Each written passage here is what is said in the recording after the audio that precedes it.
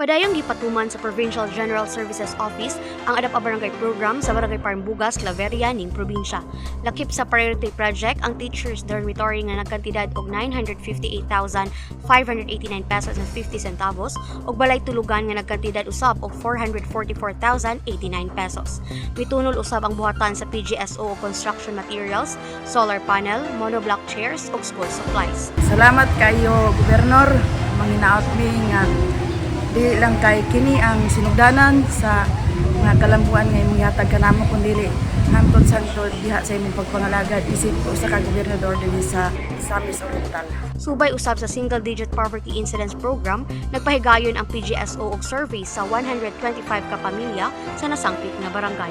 Kabahin kini sa timuhang makubsan ng kalisod sa lalawigan, subay sa SDPI program o sa paglaom development agenda ni Governor Navia sa letrang U kung Unified Efforts for Health and Social Services Delivery.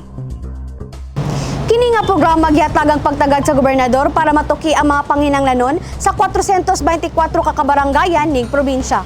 Update gikan sa Pgso, ako si Alan May Lahinaw, Paglaom News.